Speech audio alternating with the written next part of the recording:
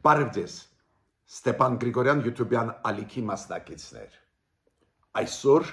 հոկտեմբերի 17-ն է։ Այսօր էլ մենք ունենք շատ կարևոր հարցեր, որոնք պետք է քննարկենք։ Դուք համոզված եմ լսել եք, որ կայացավ հեռախոսազրույց Թրամփ-Պուտին, Պուտինի նախաձեռնությամբ, դա նշանակում է, որ Տրամփի քաղաքականությունը ու վերջի քայլերը կապված Ուկրաինայի կոնֆլիկտի հետ էֆեկտիվ են, քանի որ բարիպուն իմաստով 2-3 օր առաջ Պուտինի խորհրդականները կամ պրեսքարտուղարը Պեսկովը ասում էին, որ մենք չենք տեսնում իմաստ, նյութ, որի շուրջ պետք է խոսեն Տրամփը Պուտինի հետ, բայց երեք Պուտինի նախաձեռնությամբ կայացավ հեռախոսազրույց Տրամփ-Պուտին,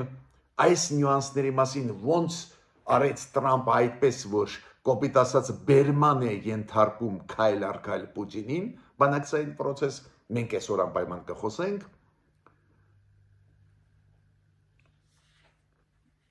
Միացյալ Նահանգները Չինաստան, ստեղ նաև բաղադրիչը շատ կարևոր է այս process-ում անպայման դրա մասին էլ կխոսենք։ Դա գլոբալ աշխարհի զարգացման process-ներ են, մենք պետք է դրանց մասին իմանանք, հասկանանք ինչ է կատարվում, քանի որ ի վերջո դա կանդրադառնա նաև մեր տարածաշրջանում այդ process-ը։ Անպայման այսօր մի քանի խոսք ասեմ երեկվա Նիկոլ Փաշինյանի, Հայաստանի վարչապետի կողմից անցկացված պրես կոնֆերանսի, ինքը պատասխանեց լրագրողների հարցերին, ու այդ պատասխաններից 2-3-ը ինձ համար շատ կարևոր էին, ուշագրավ ստեղ բաներ կան, ես ուզում եմ անդրադառնալ, ավելին Նիկոլ Փաշինյանը նաև պատասխանեց այն հարցին, որը ես ձեզ հետ երեք շոշափել եմ Հայաստանի սահմանադրության փոփոխության հետ կապված։ Եվ անպայման այսօր մենք կխոսենք այն, ինչ կատարվում է մեր դատապաշտպանների հետ։ Ավելի ճիշտ ոչ թե մեր դատապաշտպանների, այն դատապաշտպանների, ովքեր կամ դատապաշտպան են Սամվել Կարապետյանի գործերով, կամ դատապաշտպան են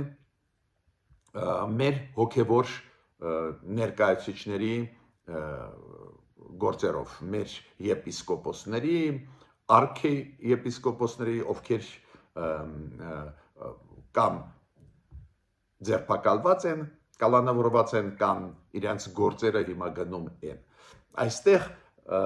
ինչքան ես հասկանում եմ, դատապաշտպանները առանձին դեպքերում անցնում են սահմանը, գնում են դեպի քաղաքական հայտարարություններ, համոզված չեմ, ես երեք ասել եմ, որ դա էֆեկտիվ ճանապարհ է, պարզ է իշխանությունները չեն կարող չարձագանքել, ու երեք,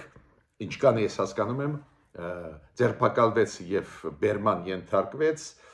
դատապաշտպաններից մեկը Կոչուբաև ազգանունով,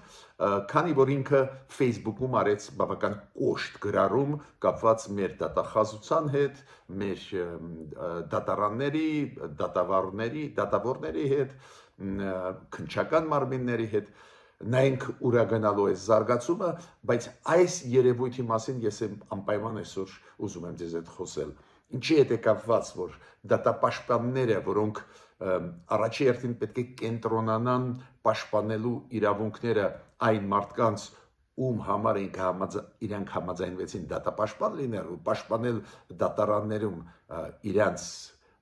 կլիենտների իրավունքները, հաճախ անում են քաղաքական հայտարարություններ, ուղղակիորեն տեղափոխվում են քաղաքական դաշտ, դա վերաբերվում է նաև Ռոբերտ Ամստերդամին, նայենք դա ինչ է նշանակում, ինչ հետևանքներ դա կբերի։ Ուրեմն այսօր դուք տեսնում եք շատ հետաքրքիր հարցեր կան, որոնց շուրջ մենք պետք է խոսենք, մինչև սկիզբը մեր զրույցի ես խնդրում եմ բաժանորդագրվել, կիսվել, լայքել, ինչը աշխատացնում է մեր YouTube-յան ալիքը, ես հիշում եք ձեզ միշտ այդ միտքը ասում եմ, ինչքան դաժան հիմա պայքար գնում է ինֆորմացիոն դաշտում։ ինչքան հիբրիդային մեթոդներ պայքարի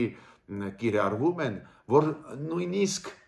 անկախ փորձագետներ, ճանաչված փորձագետներ, բայց չունեցող լծակներ կառավարական կամ այլ լծակներ ազդելու նույնիսկ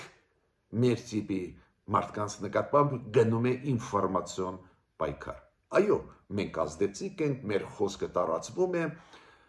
բայց պատկերացնում եք ինչքան դաժան է գնում, որ այլ խաղացողները, առաջերտին դրսի խաղացողները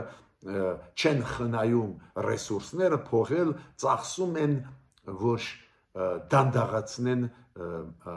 մեր նյութերի տարածումը։ Դա է պատճառը, որ ես միշտ ասում եմ, խնդրում եմ բաժանորդագրվել, կիսվել, լայքել,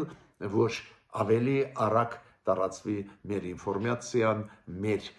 տրված տեղեկությունը ձեզ, մեր վերլուծությունները ավելի արագ տարածվեն հայության մեջ։ Ուրեմն դուք գիտեք, այդ խնդրի մասին ես ասել եմ, բողոքները մեր վարորդների բեռնատար մեքենաների վարորդների բողոքները շարունակվում են, քանի որ Ռուսաստանում օրենք ընդունվեց, որ իրանք կարող են գտնվել տարվա մեջ միայն 90 օր Ռուսաստանում, մինչդեռ նախկինում 180 օր էր։ Ես իմ գնահատականը տվել եմ, ասել եմ, որ դա ԵԱՏՄ-ի խաղի կանոնների ուղղակի կոպիտ խախտում է, Ռուսաստանը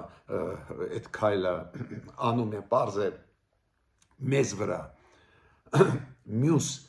ԵԱՏՄ-ի պետությունների վրա ճնշում գործադրելու համար, դա քաղաքական մեթոդներ են, ֆորմալ դա տնտեսության հետ է կապված, բայց դա քաղաքական ճնշում է, ակնհայտ է ինձ համար, բայց վարորդները մեր ծանր վիճակում հայտնվեցին բեռնատար մեքենաների ու իրանք բողոքի ակցիաներ են անցկացնում մեր կառավարության շենքի դիմաց ու երեք իրանց հետ հանդիպեց մեր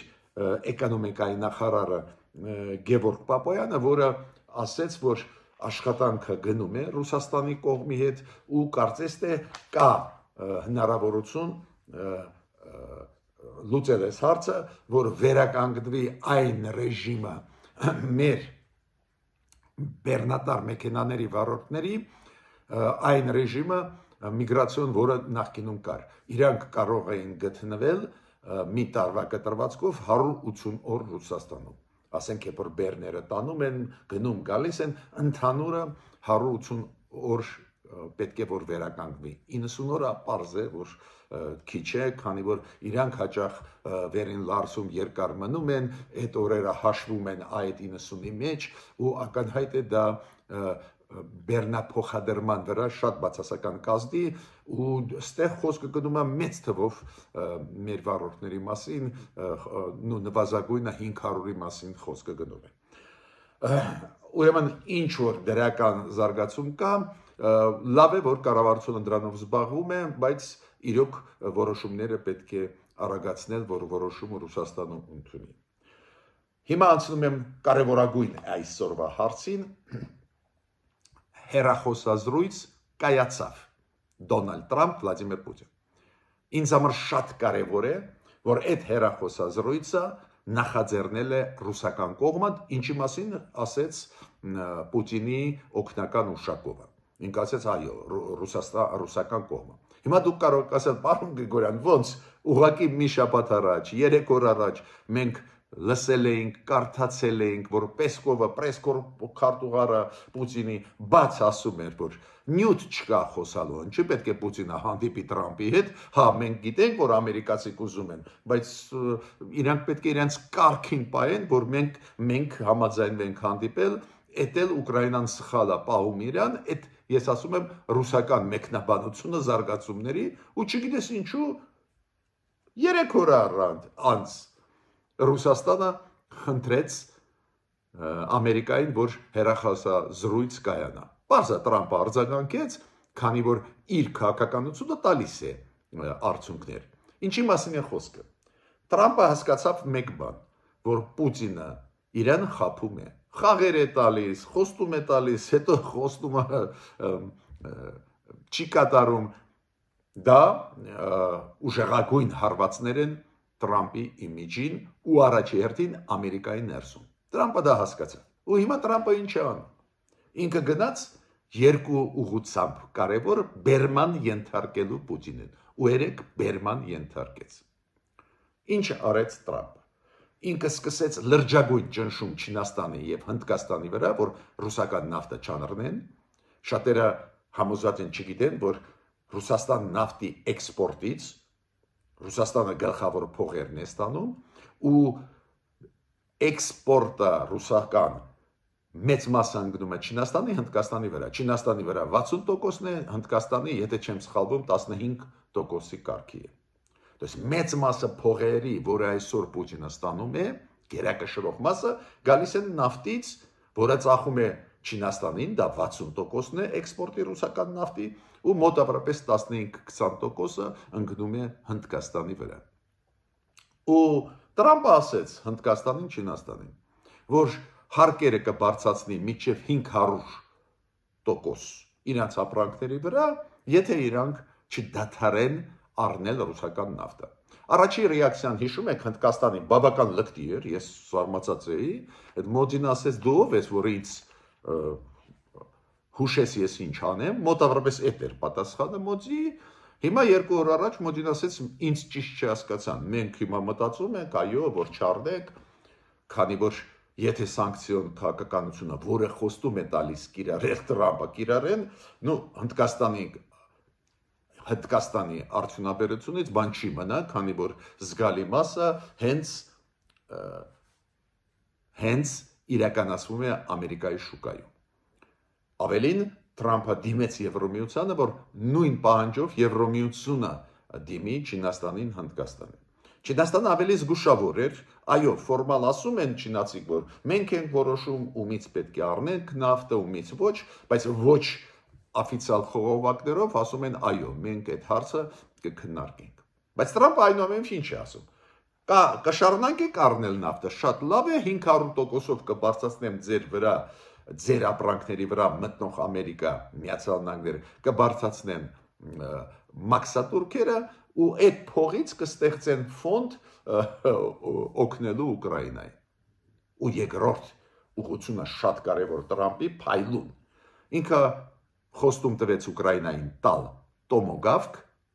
ավելին օգնել օգտագործել տոմոգավկը Ռուսաստանի դեմ, բաց ասեց, այս process-ը 2-3 շաբաթ է խմորման մեջ է։ Կոպիտ ասած, ամերիկացիք ասում են մենք որոշում ընդունեցինք հրթիռ տոմոգավկ անունով տալ Ուկրաինային, այդ հրթիռները հերահար հրթիռներ են ու շատ դիպուկ հարվածներ են հասցնում ու արդյունք եղավ։ Պուտինի կողմից զանգեցին, ասեցին մենք ուզում ենք Տրամպի հետ խոսալ։ Երեք կայացավ այդ հեռախոսազրույցը, պարզա Տրամպը շատ սիրում է օպտիմիստիկ ցանկացած հանդիպումից հետո խոսել, ասեց շատ օգտակար էր այդ հանդիպումը, ինքը ասեց, որ լավ հանդիպում էր, ակնհայտ պրոգրես է, առաջընթաց է մեր հարաբերություններում Ռուսաստանի հետ։ Նու պարզ է Պուտինը շնորհավորեց Թրամփին մերձավոր արև ելքում խաղաղություն հաստատելու այդ հաջողակ փորձի, պարզ է, որ քննարկվել է մեծ մասը ժամանակվա նվիրված էր Ուկրաինայի հարցին, Պուտինը փորձեց համոզել Տրամփին, որ նույնիսկ եթե տոմոգավ կտա այդ հրթիռները ինքը տա Ուկրաինային այդ կռվի դաշտում ոչ մի բան էական չի փոխվի, բայց Տրամփը այնուամենայնիվ ինչքան հասկանում եմ իր դիրքերում մնաց, որ եթե չդադարեցնի Պուտինը պատերազմական գործողությունները Ուկրաինայի դեմ, տոմոգավկը կփոխանցի Ուկրաինային ու նայենք ինչ կլինի, պայմանավորվեցին Պուտինը Տրամփի հետ մոտավորապես 1 շաբաթ մաքսիմում 2 շաբաթվա ընթացքում, որ իրանք կհանդիպեն, նույնիսկ վայրը ֆիքսեցին Բուդապեշտ քաղաքը, Հունգարիայի մայրաքաղաք Բուդապեշտ քաղաքը։ Ինչ եմ ուզում ասել։ Հիմա կամաց Տրամպը սկսեց զգալ այն քաղաքականությունը, որը վարում է Պուտինը, իր կագբեական մեթոդներով, որ ֆրցնում էր Տրամփին, ասում էր հարց չկա, ինչ ես դու ուզում, ես կանեմ եւ այլ եւ այլ։ ու Տրամպը սկսեց օգտագործել ավելի էֆեկտիվ մեխանիզմներ Ուկրաինային ուժեղացնել բարի բուն իմաստով զենք զինամթերք ուղարկել այո Եվրոպան դրա փողը տալիս է բայց այն զենք զինամթերքը որը ուղարկում է նաև հակաօդային համակարգերը ամերիկյան չունի Եվրոպան Տրամպը համաձայնվեց հիմա ուղարկում են տոմոգավկի հարցով գրեթե լուծված է այդ հարցը դուք գիտեք այսօր պետք է հանդիպում լինի Վաշինգտոնում Սպիտակ տանը Զելենսկու հանդիպումը Տրամպի հետ Ուկրաինայի նախագահ Զելենսկու Տրամպի հետ ստեղ էլ շատ բաներ կորոշվեն բայց աշխատեց այս քաղաքականությունը Տրամպի նույն պահին Պուտինը հասկացավ որ լրջանում է վիճակը նավթը էլ չի կարողանալու ծախել իր ուզած քանակով որ պատերազմը էֆեկտիվ շարունակի Չինաստանին Հնդկաստանին ու երկրորդը շատ լուրջ զենք է տրվում ամերիկացիների կողմից Ուկրաինային ու այդ հակահարվածները Ուկրաինային շատ ցավոտ կլինի Ռուսաստանի համար անչափ կարևոր է դա անչափ կարևոր է ինֆորմացիան մեզ բոլորիս համար ես ավելին ձեզ ասեմ Տրամպը նաև Սի Ցզինպինի հետ ուզում է բանակցել Չինաստանի ղեկավարի հետ Չինաստանը մոտավորապես 10 օր առաջ ինչ-որ որոշումներ ընդունեց առևտրի ոլորտում, որոնք մեծ դժգոհություն առաջացրեցին ամերիկացիների մոտ, բայց ժամանակ անց այս մի շաբաթ անցավ էմոցիոնալ արձագանքը Տրամպի անցավ, առաջի էմոցիոնալ արձագանքը շատ բացասական էր, հիմա ամերիկացիք ինչ են ասում, լավ, Չինաստան Նոյեմբերի սկզբին նախատեսվում է ասիական գագաթնաժողովը Հարավային Կորեայում, այնտեղ եւ կլինի Սի Ցզինպինը եւ Տրամպը, լավ, մենք չեղյալ չենք համարում այդ հանդիպումը, կհանդիպենք, չնայած որ Չինաստանը ինչ որ քայլեր արել են, որոնք դուր չեն գալիս ամերիկացիներին։ Բայց նորից կրկնում եմ, մեծ process է գնում Ռուսաստանը, Միացյալ Նահանգներ, Չինաստան ու իմ կարծիքով շատ ու շատ ավելի խելքի մոտ քաղաքականություն սկսեց վարել Դոնալդ Տրամպը Ռուսաստանի նկատմամբ։ Ինքը հասկացավ, որտեղ են խոցելի տեղերը Ռուսաստանի։ Բարդացնել Ռուսաստանի նավթի էքսպորտը, ծախումը այլ երկրների, քանի որ այդ էքսպորտից, այդ նավթից է գլխավոր փողը ստանում Ռուսաստանը ու շարունակում է պատերազմ, սահմանափակել այդ հնարավորությունները Միաժամանակ Ուկրաինային տալ այն տիպի զենքեր, որոնք Ուկրաինան կարող է խոցել ռազմական օբյեկտները Ռուսաստանի խորքերում։ Մյուս հարցը, որը շատ կարևոր է, Նիկոլ Փաշինյանի երեկվա պրես-կոնֆերանսը, բայց ես կարձագանքեմ ոչ թե բոլոր հարցերին, 2-3 շատ իմ կարծիքով ուշագրավ։ Իրեն հարց տվեցին Նիկոլ Փաշինյանի, այ գալիք ազգային ժողովի ընտրությունների ժամանակ ինչ շանսեր ունի ԿՊ-ն, քաղաքապայմանագիրը, իշխող կուսակցությունը հաղթելու այդ ընտրություններին։ Նիկոլ Փաշինյանը ասում է, որ մենք շատ մեծ հավանականությամբ հաղթող դուրս գկանք, բերում է այն օրինակը, որ ժողովուրդը իրանց խաղաղության օրակարգը ողջունում է։ Ինքը ասում է, հիշում եք, ես ասում եմ, որ պատերազմ Հայաստան-Ադրբեջանի միջև չի լինի, խաղաղությունը նաև ցանկությունն է մեր ժողովրդի, ուրեմն մեր ժողովուրդը մեծ ձայները կտա։ Ինքը լավատես է այդ կոնտեքստով Նիկոլ Փաշինյանը։ Նաև զարգացումը ուր են գնալու, բայց իրոք առաջընթացը հայ-ադրբեջանական հարաբերությունների մեջ նախաստորագրումը խաղաղության պայմանագրի Վաշինգտոնում օգոստոսի 8-ին իրոք ուժեղացրեցին գործող իշխանությունների դիրքերը, քանի որ բոլորս էլ ուզում ենք խաղաղություն, ինչի մասին է խոսքը։ Մյուս հարցը, որին ես ուզում եմ անդրադառնալ, կապված հարաբերություններ այսօրվա կառավարություն Նիկոլ Փաշինյանի եւ մեր հայ առաքելական եկեղեցու միջև, ու այնտեղ հարց կար, որ ասում են նայեք, Փաշազադեն հոգևոր առաջնորդը ադրբեջանցիների մի քանի օր առաջ ելույթով հանդես եկավ ու ասեց, որ խանգարում են, որ խաղաղություն լինի տարածաշրջանում հայ առաքելական եկեղեցին եւ սփյուռքայությունը։ Ու ասում եմ լրագրողը ու այդպես ստացվեց, որ ուղղակի երկրորդ օրը այդ հայտարարությունից հետո Փաշազադեի սկսվեցին հետապնդումներ մեր եպիսկոպոսների դեմ, այլ մեր հայ առաքելական եկեղեցու սպասավորների դեմ։ Ասում են դա պատահական է, թե ոչ, դու պարզ է, Նիկոլ Փաշինյանը բացատրեց, որ դա պատահական է, ինքը ընդհանրապես չի հետևում Պաշազադեի Ադրբեջանի հոգևոր առաջնորդի հայտարարություններին, բայց ես պետք է ասեմ, որ իրոք այդ Պաշազադեն մեկ-մեկ իր հայտարարությունները, էտել այդ հայտարարությունը ինքը արեց, երբ որ հանդիպել են պարոն Գուտերիշի հետ, ՄԱԿ-ի գլխավոր կատուարի հետ, իրոք զարմանք են առաջացնում, ոնց կարա, ասենք, եկեղեցին խաղաղության դեմ լինի, նաև այդ թվում Հայաստանի առաքելական եկեղեցի, սպասավորները կամ ինչի սփյուռքահայությունը պետք է լինի խաղաղության դեմ, ես ճիշտ ասած այդպես էլ չհասկացա, բայց պատասխանը նա է, որ Նիկոլ Փաշինյանը Պաշազադեի ելույթներին չի հետևում եւ ոչ մի կապ չի տեսնում ներսում ընթացող process-ների մեր եկեղեցու սպասավորների առանձին սպասավորների դեմ կապ չի տեսնում այն հայտարարությունների, որոնք արվում են Ադրբեջանի հոգևոր առաջնորդին։ Ու մյուս հարցը, որը մենք երեք բարձրացրել ենք, դրան պատասխան տվեց Նիկոլ Փաշինյանը։ Սահմանադրական փոփոխության հետ կապված հիշում եք իմ կարծիքը որն էր, Ադրբեջանը անընդհատ հիշեցնում է, որ սահմանադրությունը Հայաստանը պետք է փոխի։ Հիշում եք, ես ասացի շատ դիպուկ պատասխան տվեց Արարատ Միրզոյանը, որը ասում է, որ օրակարգում չկա, Վաշինգտոնում չեն քննարկել, օրակարգում Հայաստանի սահմանադրության փոփոխությունը չի կապվում հայ-ադրբեջանական խաղաղության process-ի, դիպուկ պատասխան է, բայց այնուամենայնիվ դուք գիտեք իմ կարծիքը, որ միգուցե մենք ասենք Ադրբեջան, լավ, դու շատ ես ուզում, որ մենք սահմանադրությունը փոխենք, դու էլ փոխի քո սահմանադրությունը։ Քո սահմանադրությունն էլ պարունակում է նկարտումներ մեր անկախության, մեր սուվերենության դեմ ուղղված։ Ուստեղ Նիկոլ Փաշինյանը երեք պատասխանեց, որ ինքը դեմ է այդ երկրորդ ճանապարհով գնալը,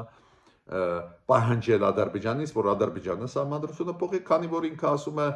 մենք խաղաղության պայմանագրում ունենք կետ, եթե չեմ սխալվում, այդ կետը 7-րդն է, եթե չեմ սխալվում, որտեղ որ գրված է այս խաղաղության պայմանագիրը ունի ավելի մեծ ուժ, քան թե ներքին օրենսդրությունը։ Կոպիտ ասած, եթե խաղաղության պայմանագիրը վերջնական ստորագրի Ադրբեջանը ու Հայաստանը, ու Ադրբեջանը ու Հայաստանը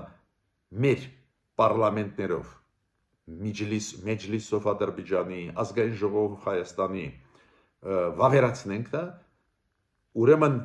այդ պայմանագիրը ունի ավելի մեծ ուժ, քան թե ներքին օրենսդրությունը, ու ինքը ասում է դա հերիք է։ Տրամաբանական պատասխան է, դա ձեզ ասեմ, Նիկոլ Փաշինյանի, բայց ես միշտ ասում եմ ու նորից այսօր կրկնում եմ, առանձին դեպքերում պետք չի վախենալ նեղության մեջ դնել Ադրբեջանը։ Ոնց է այսօր մեր կառավարությունը ավելի բարձր ձայնով, ավելի շեշտադրված խոսում են նրա մասին, որ գերի ընկած, պատանդ վերցրած հայեր, ովքեր գտնվում են բանտերում Ադրբեջանը պետք է ազատ արձակվեն, քանի որ հումանիտար բաղադրիչը խաղաղության այդ մեծ process-ում կարևորագույնն է։ Մյուս հարցը, որին ես ուզում եմ անդրադառնալ, գիտեք, ես ուշադիր հետևում եմ ոնց պետությունները պաշտպանում են իրենց իրավունքները, իրենց անվտանգությունը։ Օրինակ Ուկրաինայի նախագահ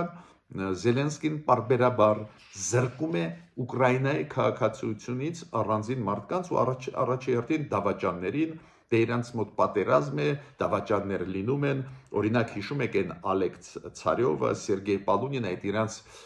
Ռադայի պատգամավորները, ովքեր դավաճանեցին երկիրը, երբ որ մեծ պատերազմ սկսվեց 2022 թվականին, պարզ է իրանց զրկեցին Ուկրաինայի քաղաքացիությունից։ Հիմա վերջի որոշումը Զելենսկուն զրկել Ուկրաինայի քաղաքացիությունից Օդեսայի քաղաքապետին Գենադի Տրուխանովին։ Պարզվեց, որ Գենադի Տրուխանովը ունի նաև Ռուսաստանի քաղաքացիություն, ինչը այս պատերազմական գործողությունների Ռուսաստանի Ուկրաինայի դեմ ժամանակ դու դա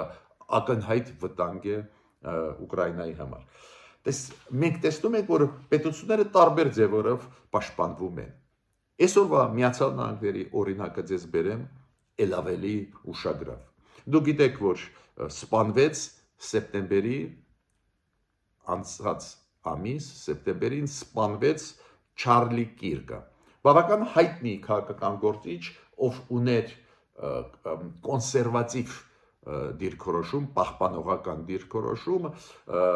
հանրապետական կուսակցության անդամ, բավական ակտիվ երիտասարդ, բայց բավական ակտիվ քաղաքական գործիչ, իրան ուղղակի հանդիպման ժամանակ սպանեցին։ Շատ վատ է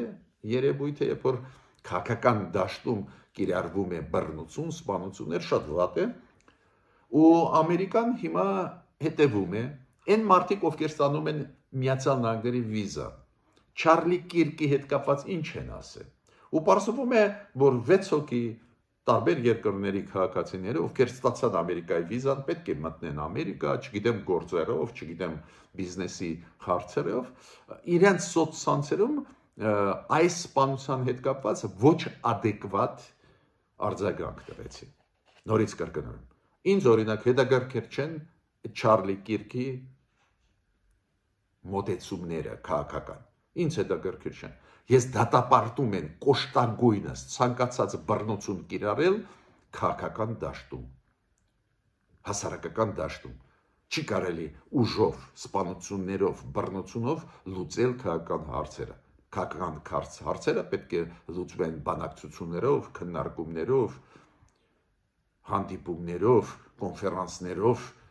հանրահավաքներով, բայց առանց բռնության։ Ու պարզվեց, որ 6 հոգի կան, ովքեր ստացան վիզա Ամերիկայի, ու պետդեպարտամենտը հիմա բոլորին ստուգում է,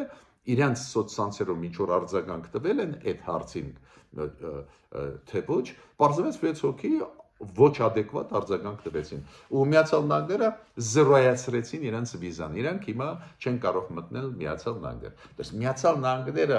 այդ ծայրահեղ մոտեցում ունեցող մարդկանցից այլ քաղաքացիների, այլ երկրների ուզում է ազատել ի սկզբանե, որ չմտնեն այս երկիր ու այդ չտարածեն այս էքստրեմիստական մոտեցումներ։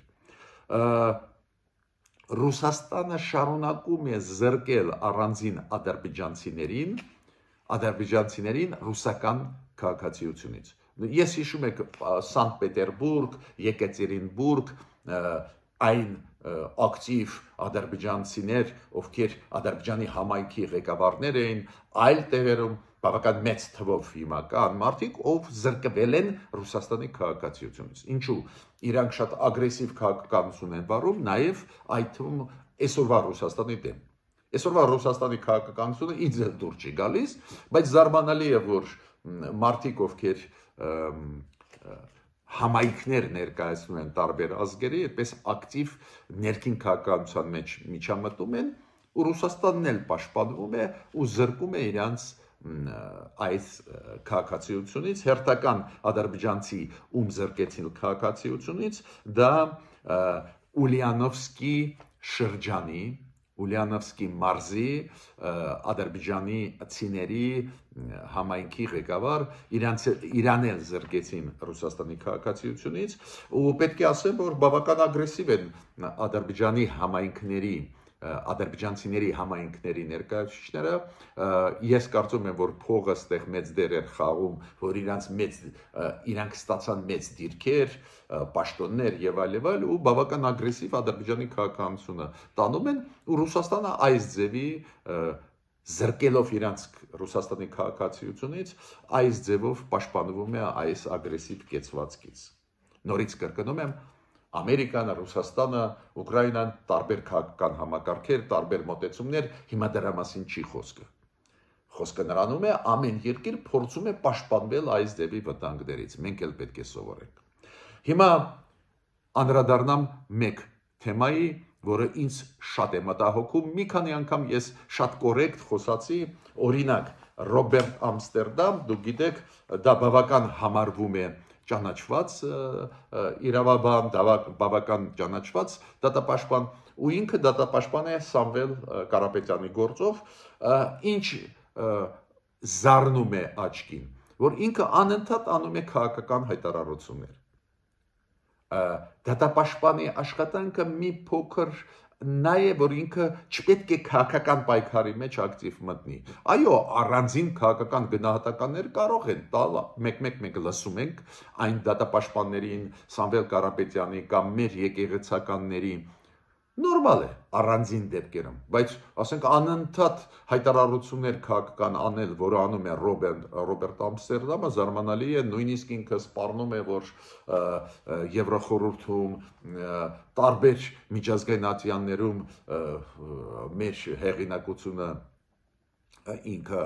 մեր հեղինակությանը հարված կհասցնի իշխանությունների քայլերին եւ այլ եւ այլ։ Առաջինը դա չի օգնելու այն կլիենտներին, ում իրավունքները իրանք ուզում են պաշտպանել, ուղղակի հակառակը դա ել ավելի տրամադրում է համակարգը պետական, ոչ միայն խոսքը գնում է վարչապետի, համակարգը պետական այդ գործի դեմ ու ընդհանրապես քաղաքականացնել այդ process-ը իմ կարծիքով խելոք չի։ Հիմա Ալեքսանդր Կոչուբաև, դա դատապաշտպաններ այդ մի քանի գործերով, նաև եկեղեցականների, ու ինքը գրառում արեց երեք Facebook-ում, բավական կոշտ մեր համապատասխան մարմինների նկատմամբ, դատախազների նկատմամբ, դատավորների նկատմամբ, քննչական մարմինների նկատմամբ, բավական կոշտ գրառում արեց, ես չեմ ուզում կրկնել, չգիտեմ որն էր նպատակը, նույնիսկ եթե ինքը խստագույնս դժգոհ է այն որոշումներով, որոնք արեցին դատարանները Սամվել Կարապետյանի նկատմամբ, Արագածոտնի մարզի հայ-առաքելական թեմի առաջնորդի նկատմամբ, նույնիսկ եթե ինքը շատ դժգոհ է, այս ձևի հայտարարություններ քաղաքական բնույթի կրող իմ կարծիքով դատապաշտպանին չի սազում ու ճիշտ չի, ու դա բերեց նրան, որ երեք իրան ձերբակալեցին, բերման ենթարկեցին, բավական կոշտ ձևով ասֆալտին պառկացրեցին, դատական process-ը պետք է լինի, 24 ժամով իրան ազատությունից զրկեցին ու պետք է դատարանի որոշումը լինի, քանի որ քննչական մարմինները պահանջում են, որ ազատությունից ինքը զրկվի ու դատարանում